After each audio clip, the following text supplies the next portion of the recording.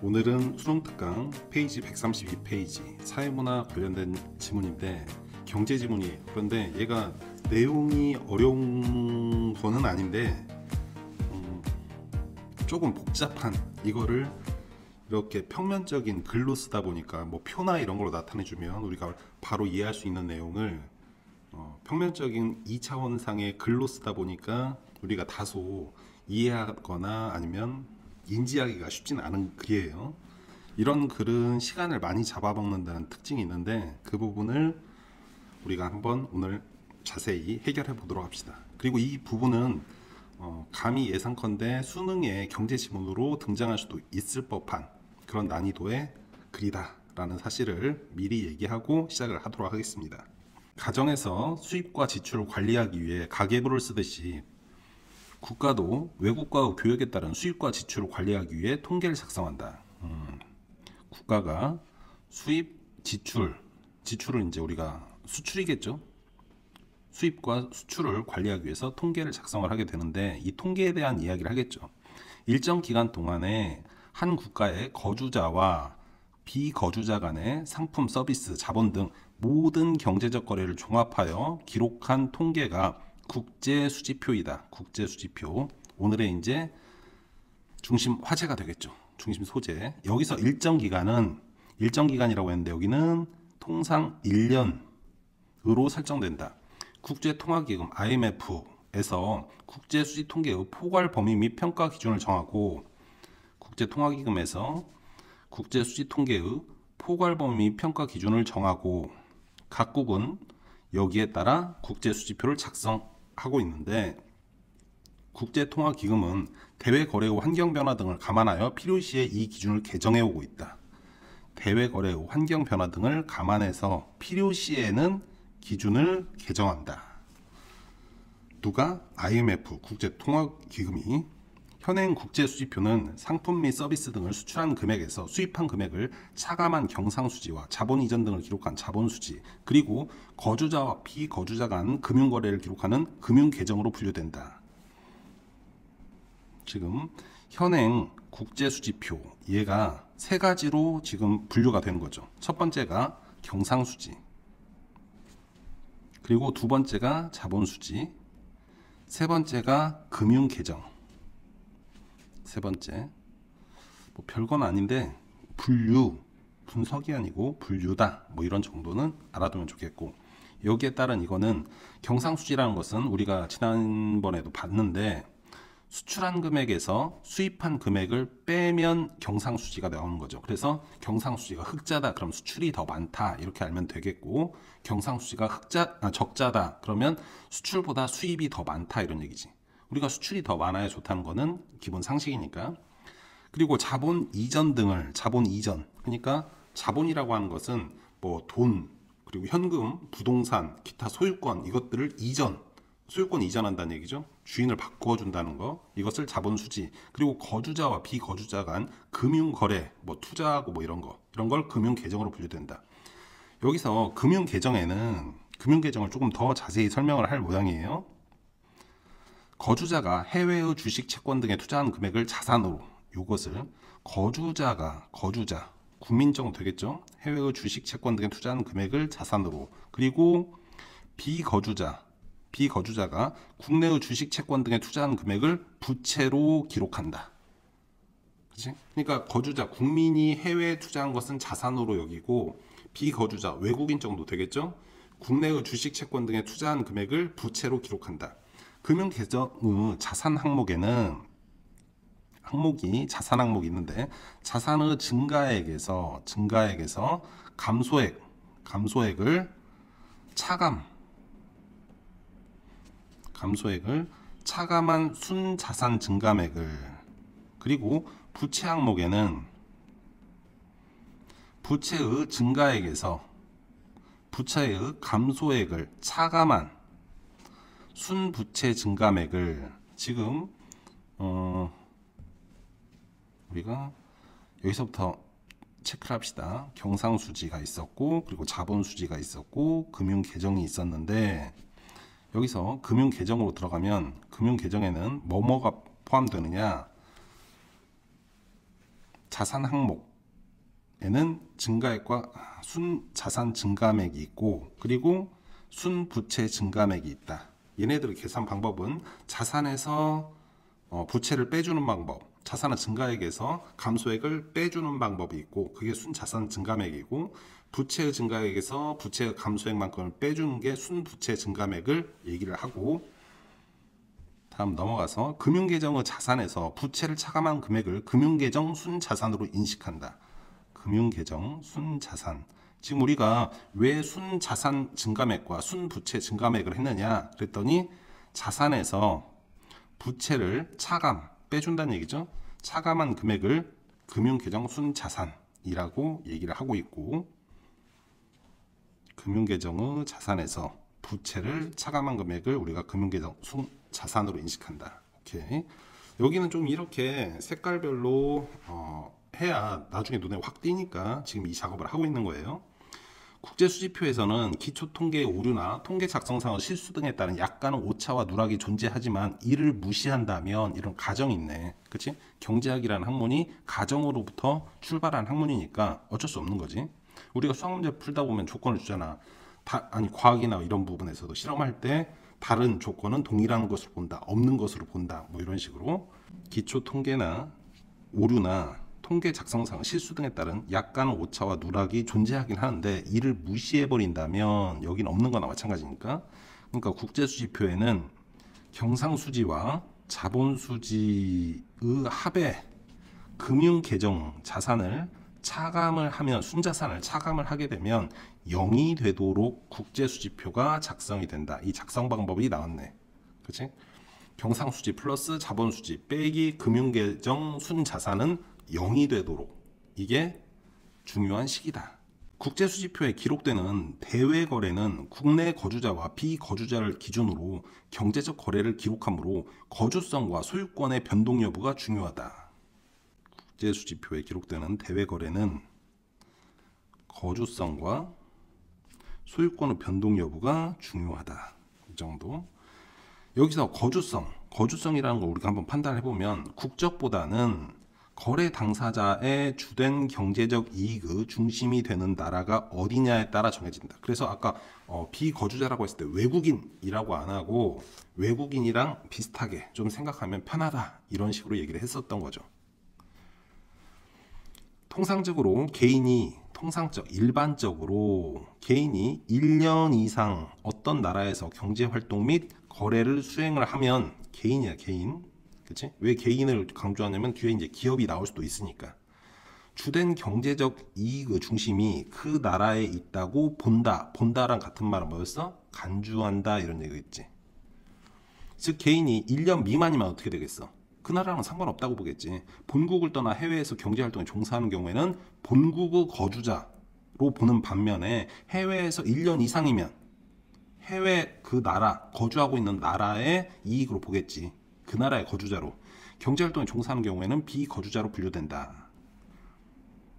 본국 기준이야. 비거주자로 분류된다는 게 1년 미만에 있으면 당연히 본국 이거고 해외에 1년 이상 나가가지고 그 나라에서 미국에서 계속 경제적 활동을 하고 있어. 그러면 대한민국 입장에서는 그 사람은 비거주자로 간주하는 거지. 기업의 경우에는 기업이 나왔네. 기업의 경우에는 어떤 국가에서 설립이 되고 법적으로 등기, 그치? 법인이나 이런 경우에 이제 우리가 법원 이쪽에 등기소에 등기를 하게 돼 있지. 법인격을 취득하기 위해서는 법인은 원래 혼자서 이렇게 무언가를 할 수 있는 능력이 없는데 자연인은 당연히 있지, 사람인 경우에는. 그런데 법인은 그것이 없기 때문에 등기를 통해서 법인격을 부여해주는 이런 과정이 있어, 법적으로. 그래서 법인격을 획득한 경우에 설립이 되고 그 나라에서 그리고 법인격 등기가 되어서 법인격을 획득을 하면 해당 국가의 거주자로 얘도 간주한다 이런 얘기지. 예를 들어서 A국에 본사를 둔 기업이 B국에 설립 등기를 한 현지 법인은 본사는 A국에 있어. 근데 B국에 설립 등기를 했어. 그럼 현지 법인은 비록 실질적인 경영권은 A국의 본사에 있다 하더라도 이런 부분 다 필요 없어. 그치? A국의 입장에서는 비거주자로 분류된다. 당연하지. 1년 이상 거기서 계속 있는 개인이랑 동일하게 보는 거지. 그러니까 법인, 기업 같은 경우는 무엇을 기준으로 봐? 법인의 경우는 등기. 그치? 등기돼서 법인 기업. 이 부분이 기준이 된다. A국의 입장에서는 비거주자로 분류된다. 또한 거주자가 해외의 거주자로부터 상품을 구입하고 이 상품을 국내에 반입하지 않고 타국에 판매하는 경우, 그렇지? 우리나라의 거주자가 출장을 갔어. 그렇게 해서 출장 기간은 6개월 미만이야. 6개월 정도 된 시점에서 그 나라에, 해당 나라에 물품을 구입을 해서 국내로 가져오는 게 아니고 제3국에 팔아버렸어. 그 상태에서 더 값을 쳐준다고 하니까. 그렇게 된 경우에 거주자와 비거주자 간의 상품 후 소유권 변동이 발생하는 경우지. 그렇게 되니까 이는 상품 후 수출입에 해당하게 된다. 그치? 이 부분은 응용 문제로 분명히 나와질 수밖에 없는 부분이지. 거주자가 해외의 비거주자로부터 상품을 구입을 하고 그리고 국내에 반입하지 않았어. 국내에 반입하지 않고 타국에 판매하는 경우에 거주자와 비거주자 간의 상품 후 소유권 변동이 발생하는 경우이므로 상품의 수출입에 해당한다. 그치? 아까 무엇에 관해서 얘기를 했냐면 소유권의 변동 여부가 중요하다고 그랬어. 그치? 지금까지는 우리가 거주성에 대해서 얘기를 하다가 갑자기 소유권 변동 여부를 뒷부분에 그냥 스리슬쩍 넣어준 거야. 그러면 이런 부분은 시험 문제에 잘 나와지는 경향이 있다. 한 국가가 1년 동안 비거주자와 거래를 하고 나면 국내 거주자들이 보유하고 있는 외환 규모의 변동이 있기 마련이지. 1년 동안 한 국가에 비거주자와 거래를 하고 나면 당연히 외환 규모의 변동이 있을 거고, 그러면 이 변동은 나라 전체로 보면 대외 지급 능력의 변동을 가져올 수 있겠지. 대외 지급 능력. 그러니까 우리나라가 돈을 신용으로 빌렸다가 다시 갚아줄 수 있느냐 없느냐, 지급 능력의 변동을 가져오게 되고, 1년 동안에 발생한 거래를 기록하는 국제 수지표와는 달리 연말 시점에 국내 거주자가 해외에 보유한 대외 금융 자산 또는 대외 투자과 비거주자에게 지불해야 하는 대외 금융 부채 또는 외국인 투자 및 대외 금융 자산에서 대외 금융 부채를 차감한 순대외 금융 자산의 잔액을 보여주는 것이 국제 투자 대조표이다. 지금 국제 투자 대조표를 끌고 나오기 위해서 5줄을 한 문장으로 해서 문장을 작성을 했어. 근데 이게 어렵느냐? 어렵지 않다. 우리가 한번 또 얘를 분석을 해보면 1년 동안 발생한 거래를 기록하는 국제 수지표와는 달리 됐고, 연말 시점에 국내 거주자가 해외에 보유한 대외 금융 자산 또는 대외 투자와 비거주자에게 지불해야 하는 대외 금융 부채 및 대외 금융 자산에서 대외 금융 부채를 차감, 순대외 금융 자산의 잔액을 보여주는 것이 국제 투자 대조표이다. 국제 투자 대조표. 일반적으로 순대외 금융 자산이 증가하는 경우에, 일반적인 경우를 얘기하네.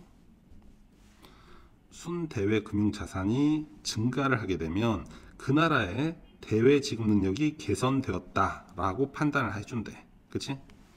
국제 투자 대조표에서는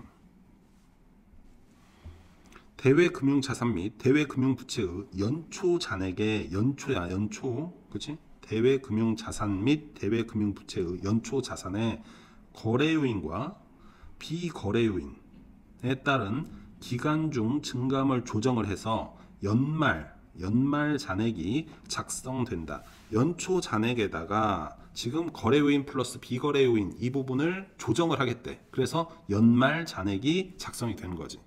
이 부분도 중요한 거야.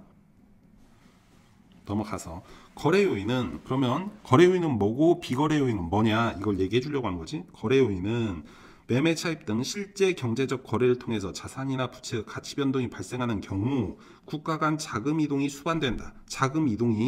국가 간 자금 이동이 수반된다. 오케이. 그럼 비거래 요인은 수반 안 되겠지. 우리가 예측하면서 읽어보면 그렇다.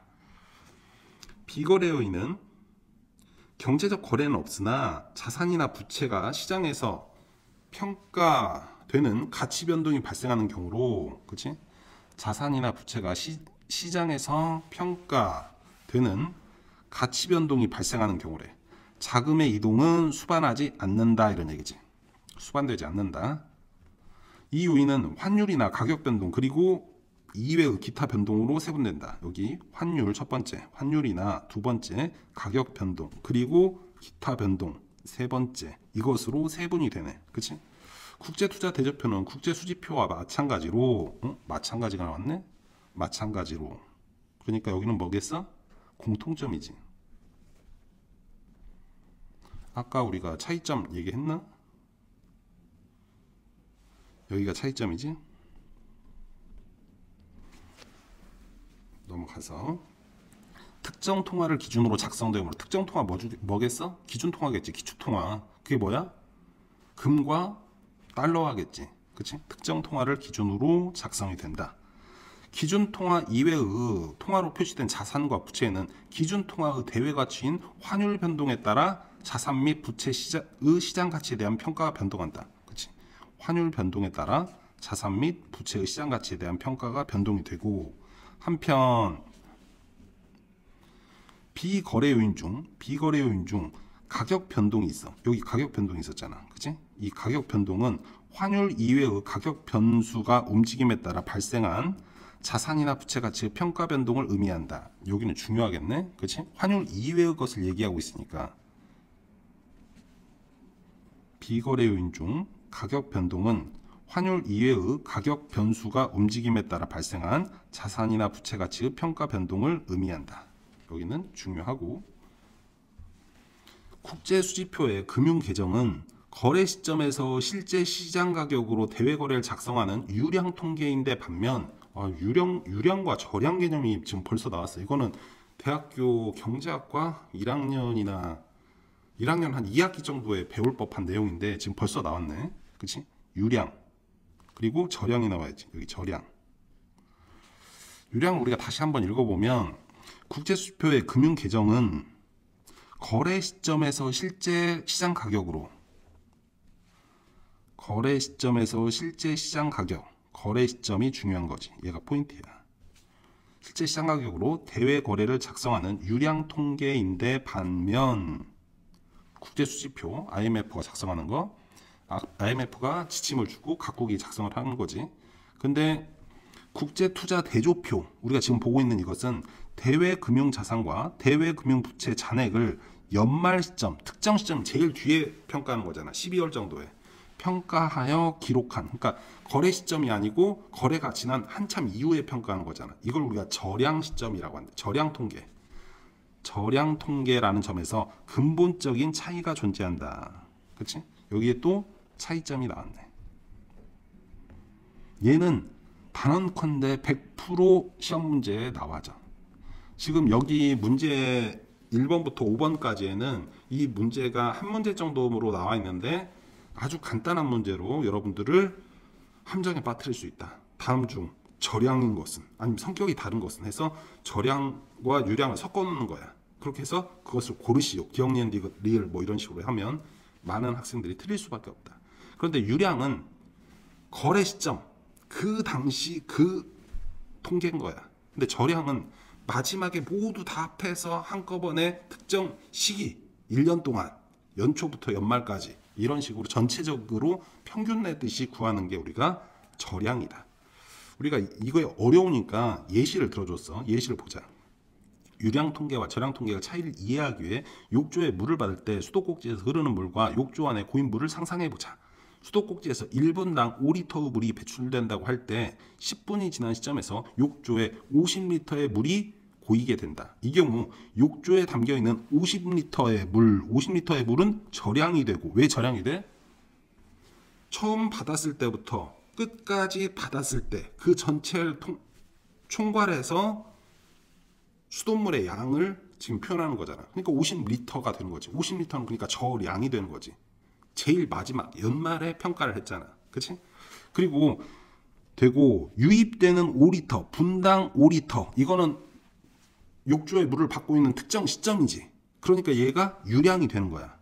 이렇게 이해하면 100% 이해가 된 거지. 이해되지? 특정 거래 시점, 이거는 유량이야. 그치? 흐를 유자야. 물이 흐르고 있대. 그 당시의 양을 얘기하는 게 유량이야. 저량은 저수지의 양이 얼마나 되냐 이렇게 생각해도 조금 쉽겠네.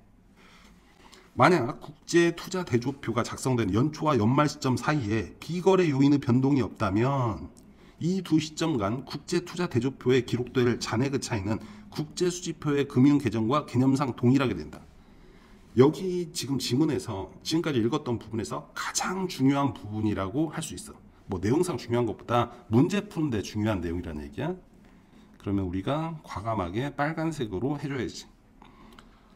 국제투자대조표가 작성되는 연초와 연말 시점 사이에, 그치? 그리고 비거래 요인의 변동이 없다면 이 부분이 조건, 굉장히 중요한 조건이지. 비거래 요인의 변동이 없어. 그러면 우리가 가격 변동 이 부분에서 환율 이해의 가격 변동은 우리가 생각할 필요가 없는 거잖아. 이 두 시점 간 국제투자대조표에 기록된 잔액의 차이는 잔액의 차이, 왜 잔액의 차이라고 했어? 연초 잔액과 연말의 잔액 이게 있잖아. 그 잔액의 차이는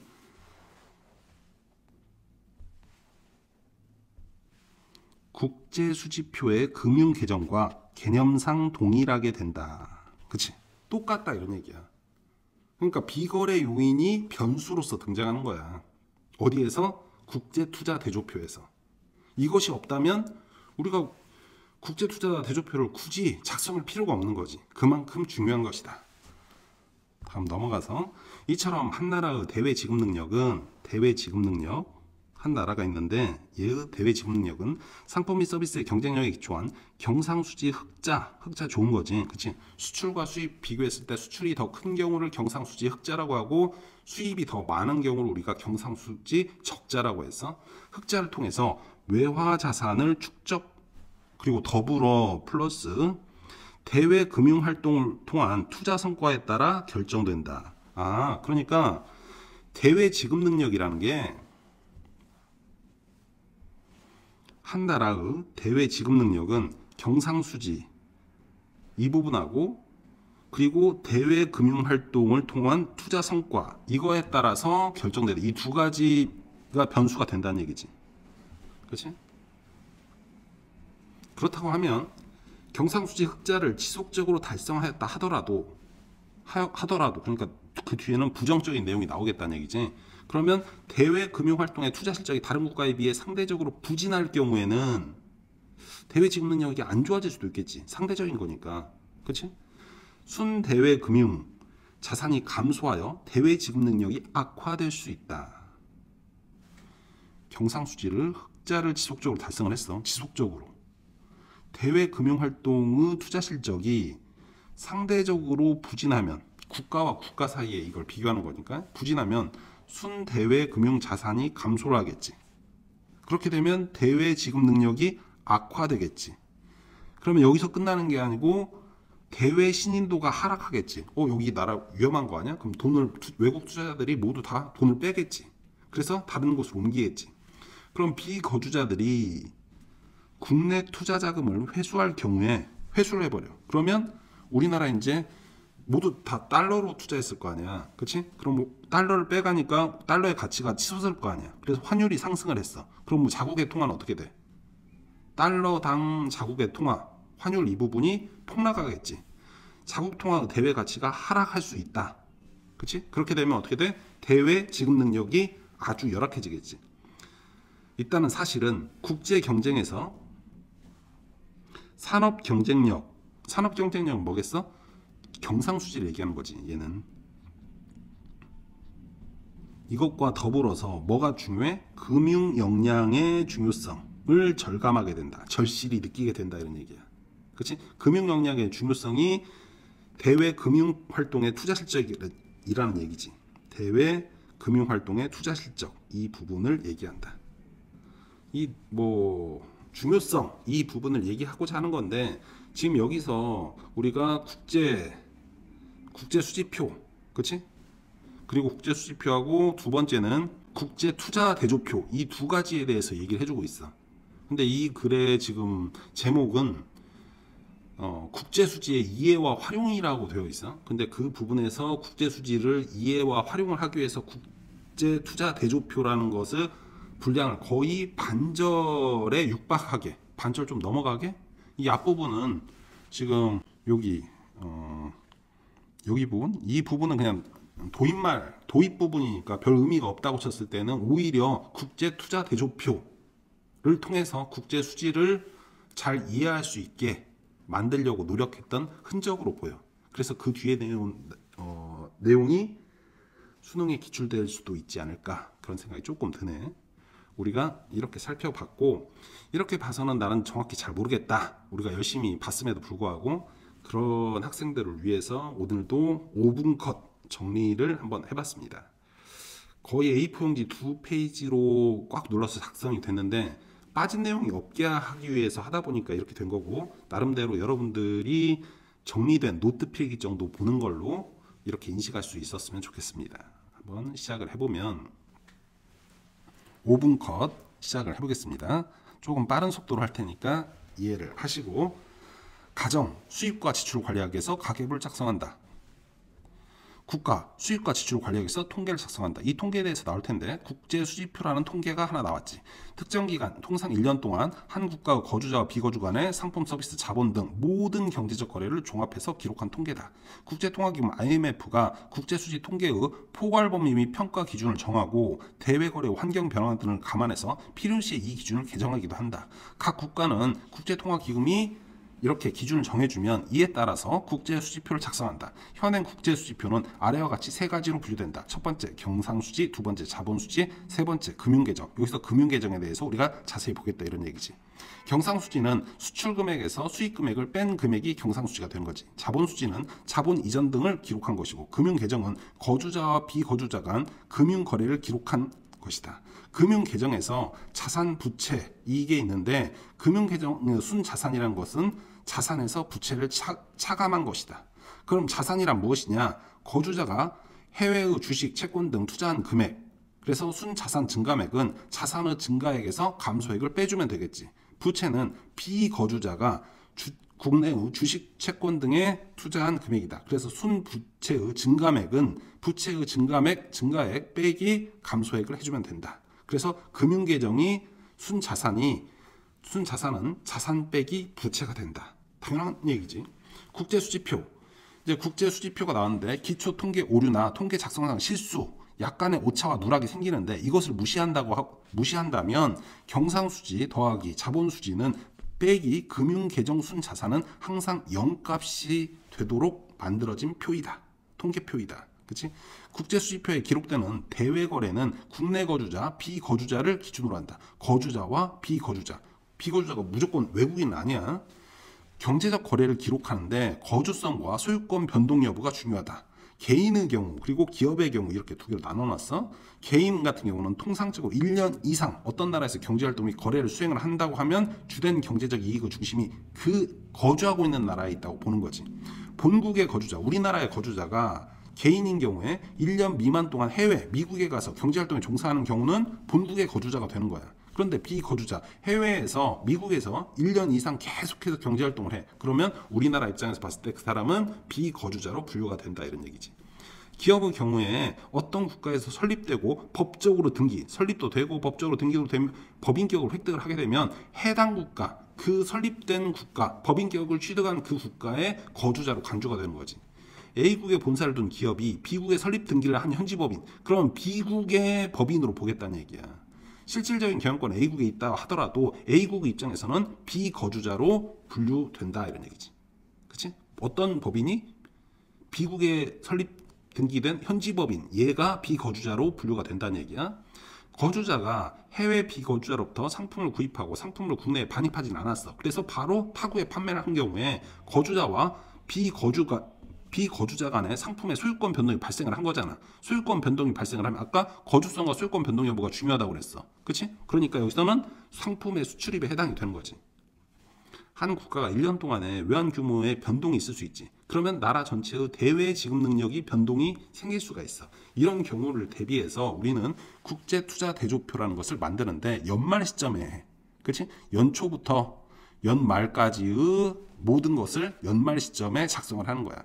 순대외 금융자산의 잔액이 있어. 순대외 금융자산의 잔액. 대외금융자산 여기에서 대외금융부채를 빼주면 되지. 그러니까 자산에서 부채를 빼주면 순자산이 나온다는 얘기야. 이해되지? 어려운 얘기는 아니야. 일반적으로 순대외금융 자산이 증가하는 경우에 순대외금융자산이 증가한대. 그러면 금융자산이 금융부채보다 더 크다는 얘기잖아. 그럼 그 나라가 대외 지급 능력이 개선된다. 얼마를 빌려가는 얘네들은 갚을 능력이 있다 이렇게 보겠지. 반대로 금융자산이 요만한데 금융부채는 요따만해. 그렇게 되면 우리가 빼기 관계니까 그럼 어떻게 돼? 금융자산의 잔액이 마이너스 값이 되겠지. 그럼 지급 능력이 개선되는 게 아니고 그 반대가 되는 거지. 국제 투자 대조표에서는 대외 금융 자산 및 대외 금융 부채의 연초 잔액, 연초야 연초, 그렇지? 연초 잔액의 거래 요인 그리고 비거래 요인. 거래 요인으로는 뭐가 있냐? 매매 차입 등 실제 경제적 거래가 일어났고 자산의 부채가 가치 변동이 발생하는 경우에 국가 간 자금 이동이 수반된다. 그치? 자금 이동이 수반되는 게 거래 요인이야. 그럼 비거래 요인은 뭐냐? 경제적 거래가 아니야. 일어나지 않아. 그래서 자산이나 부채가 시장에서 평가되는 가치 변동이 발생하는 경우, 그냥 평가되는 가치 변동만이 발생하는 경우지. 그래서 자금의 이동은 실제로 일어나지 않고 요인, 이러한 요인으로 자금의 그 비거래 요인이 발생하는 이런 부분은 왜 그러느냐? 환율과 가격 변동, 환율 이외의 가격 변수가 움직임에 따라 발생한 자산이나 부채 가격 평가 변동을 의미, 기타 변동. 그러니까 이 비거래 요인의 요인은 1. 환율, 두 번째 환율 이외의 가격 변수, 세 번째 기타 변동. 이것이 있다. 이 거래 요인, 비거래 요인에 따른 기간 증가함을 통해서 연말 잔액이 작성된다. 그러니까 국제 투자 대조표에서는 대외 금융 자산 및 대외 금융 부채의 연초 잔액에 이런 거래 요인과 비거래 요인의 기간 증감 조정을 통해서 연말 잔액이 작성이 되는 거지. 그렇지? 국제 투자 대조표, 국제 수지표와 마찬가지로 특정 통화, 미국 달러화를 기준으로 하겠다는 얘기지. 그래서 이게 공통점이야.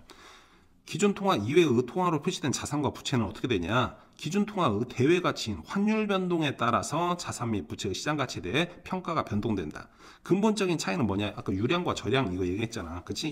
흐를 유자라고 그랬어. 흐르는 양, 분당 5리터 이거였지. 분당 5리터. 거래 시점, 특정 거래 시점이잖아. 거래 시점에서의 실제 시장 가격으로 대외 거래를 작성하는 경우에 우리가 국제 수지표, 그치? 국제 수지표는 그렇다. 근데 국제 투자 대조표는 언제 작성한다고? 연말에 작성한다고 그랬잖아. 그치? 그러니까 저량 통계, 저수지의 물의 양, 다 찬 다음에 물의 양, 그러니까 50리터였잖아. 그치? 그러니까 대외 금융 자산과 대외 부채 잔액을 연말 시점에서 평가하고 기록한다. 그치? 유량 통계와 저량 통계의 차이를 예시. 이건 이미 설명을 했는데 그래도 간단하게 보면 유량은 5리터에 1분당 5리터란 얘기야. 흐르는 물이란 얘기야. 저량은 다 찼어. 흘러가지고 이제 저수지가 다 찼어. 그랬을 때 50리터. 이 부분은 잘 이해를 해둬야 된다. 별 3개짜리네. 아까 제일 중요하다는 부분. 국제 투자 대조표가 작성되는 연초와 연말 시점 사이에 비거래 요인이 아주 중요하다고 그랬지. 비거래 요인의 변동이 없다면 이 두 시점 간 국제 투자 대조표에 기록된 잔액의 차이는 국제 수지표의 금융 계정과 개념상 동일하게 된다. 그러니까 차이가 없게 돼. 그러면 국제 투자 대조표를 우리가 작성할 이유가 없는 거지. 그렇기 때문에 비거래 요인이 그만큼 중요하다는 것을 역설하는 거야. 이해되지? 한 나라의 대외 지급 능력은 경상수지 흑자를 통한 외화 자산의 축적과 경상수지 흑자 그리고 대외 금융 활동을 통한 투자 성과에 따라 결정이 되어진다. 그런데 경상수지 흑자를 지속적으로 달성하였다고 하더라도 대외 금융활동 투자 실적이 다른 국가에 비해 상대적으로 부진하게 되면 어떻게 돼? 순대외 금융자산이 감소하겠지. 그럼 대외 지급 능력이 악화되겠지. 그러면 자국의 대외 신인도가 하락하겠지. 그래서 비거주자들이 국내 투자 자금을 회수하겠지. 그럼 환율이 상승하겠지. 그럼 자국 통화의 가치가 하락하겠지. 그래서 어떻게 돼? 국제 경쟁에서 산업 경쟁력, 그치? 산업 경쟁력은 뭐라고? 경상수지 흑자 이 부분을 얘기하는 거야. 그리고 금융 역량은 뭐야? 대외 금융활동 투자 실적 이 부분의 중요성을 절감하게 된다. 경상수지와 그리고 대외 금융활동이 중요하다 이런 얘기야. 나라에서 열심히 뭔가를 만들어. 그래서 수출을 잘해. 그것만 되는 게 아니고 그런 돈을 벌어들였으면 그 돈을 바탕으로 해외에 나가서 애플 주식을 사고 테슬라 주식을 사고 이런 과정들이 금융 역량, 한 나라의 대외 지급 능력을 그만큼 올리는 거지. 그럼 환율이 하락할 거 아니야. 그럼 자국의 가치는 통화 가치는 상승하겠지. 그렇지? 우리가 1달러에 지금 한 1200원에서 1300원 왔다 갔다 하는 이 환율을 가지고 있는데, 만약 우리나라가 경상수지 흑자를 지속적으로 기록하면서 우리나라 사람들이 대외 금융활동을 통해서 많은 부를 거두어 들인다면 1달러에 500원 할 수도 있는 거지. 이해되지? 그렇게 되면 어떻게 돼? 우리나라의 이제 대외 신도가 상승하겠지. 엄청나게 상승한 거지. 그렇게 된 경우에 국내 투자, 외국 비거주자들의 국내 투자가 물밀듯이 들어오겠지. 그렇게 되면 선순환 구조, 그렇지? 그럼 취업 이런 거 걱정을 할 필요가 없는 거지. 우리가 이제 문제를 풀어보도록 합시다. 어느 정도 이해는 됐으니까. 방금 제일 마지막에 했던 그 내용은 충분히 반대 문제로 해서 출제가 가능하다. 이런 정도. 1번부터 봅시다. 윗글 내용과 일치하지 않는 것은, 일치하지 않는 것. 1번, 경상수지 흑자가 매년 지속하여 누적된 국가의 경우라도 국제투자대조표상 순대외 금융부채국가로 전락할 수 있다. 우리가 방금 봤던 내용이잖아. 그렇죠? 당연하지. 국제투자대조표, 금융실적, 국외에 금융투자를 잘못했어. 그렇게 해서 손실을 많이 입었어. 그러면 순대외 금융부채국가, 그러니까 대외 지급 능력이 떨어지는 거지. 오케이. 2번, 외국인이 우리나라 1년 이상 거주하면서, 그러면 그 외국 국가에서 봤을 때 얘는, 이 외국인은 비거주자로 분류가 되겠지. 본국에 상품을 판매한 경우, 본국에 상품을 판매를 했대. 우리나라 경상수지 수출 항목으로 기재된다. 얘는 우리나라의 거주자가 될 거 아니야. 우리나라 국민이라는 게 아니고 우리나라 1년 이상 있으니까 얘를 거주자로 이해된다는 얘기지. 1년 이상 지속적으로 경제활동을 하면 그 국가에, 해당 국가의 거주자로 구분이 되니까, 간주되니까. 오케이. 3번, 국제수지표상 금융계정에 기록된 주식, 채권 등 대외 금융자산의 가치는 연말 시점에서 평가된 시장 가격으로 작성된다. 아니, 국제수지표잖아. 연말 시점은 뭐야? 연말 시점은 아까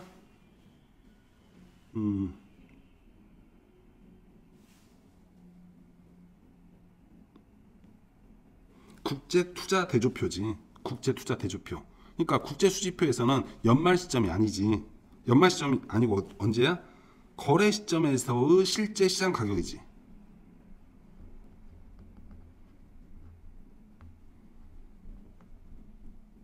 우리가 아까 유량과 절양 할 때 얘기를 했었던 거야. 그치? 유량과 절양 했을 때 국제수지표는 거래 시점에서 실제 시장 가격. 그래서 뭐라고 했어? 유량? 절양? 유량이지, 유량.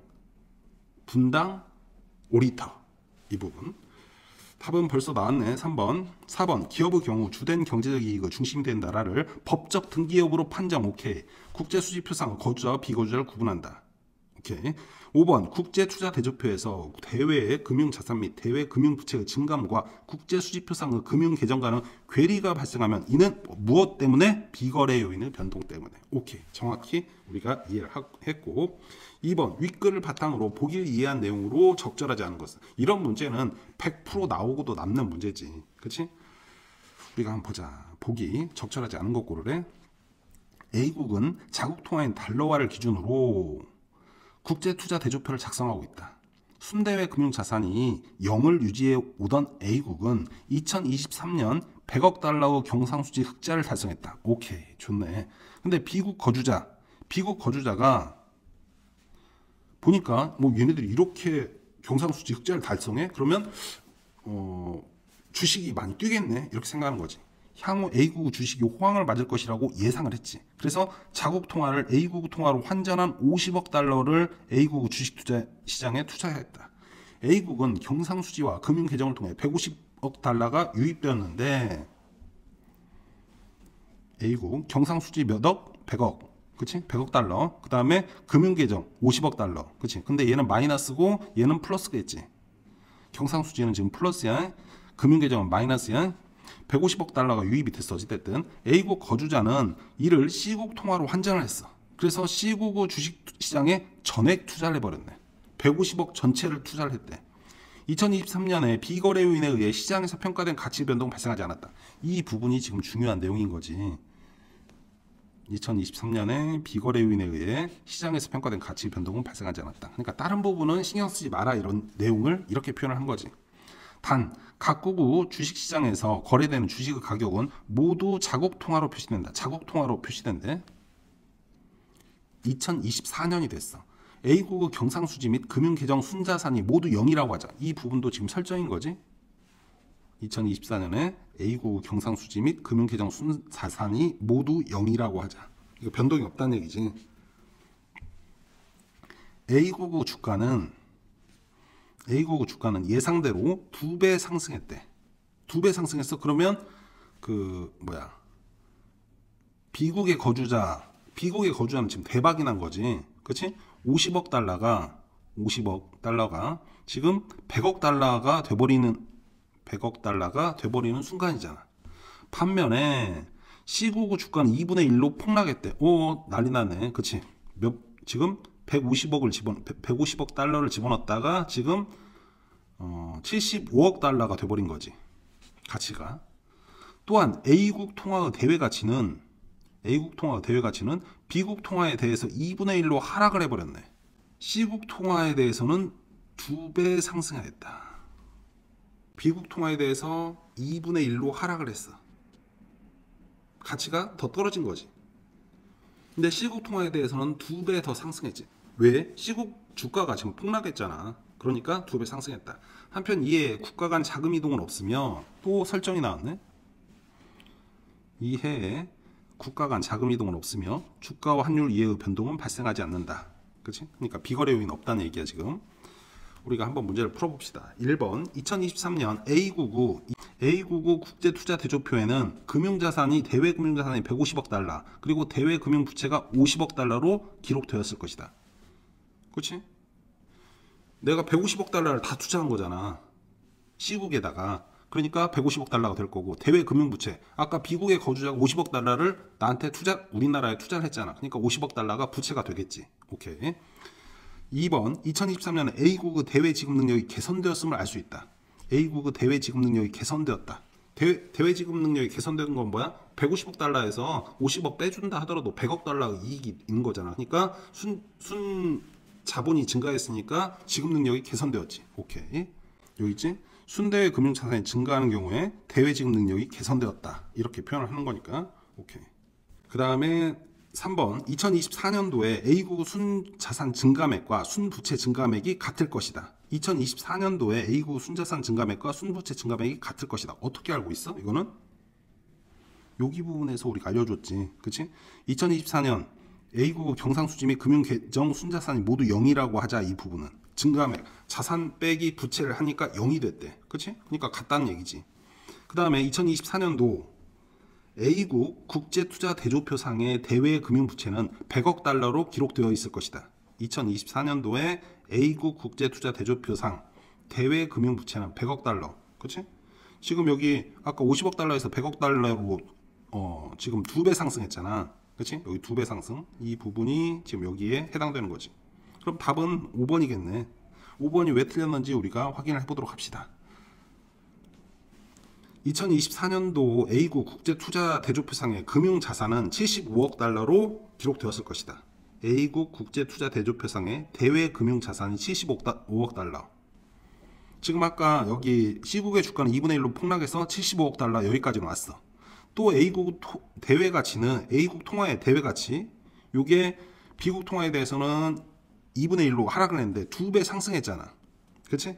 2배가 상승했대. 그러면 이 75억 달러 A국과 C국이 있어. 근데 A국이 2배가 상승한 거잖아. 그럼 C국은 그만큼 이 2배만큼 하락한 거지. 그럼 75억 달러가 아니고 몇 달러? 나누기 2해야지. 그러니까 37.5 달러가 된 거지. 37.5억 달러가 되겠네. 그러니까 여기가 아니고 37.5억 달러 이게 되는 거지.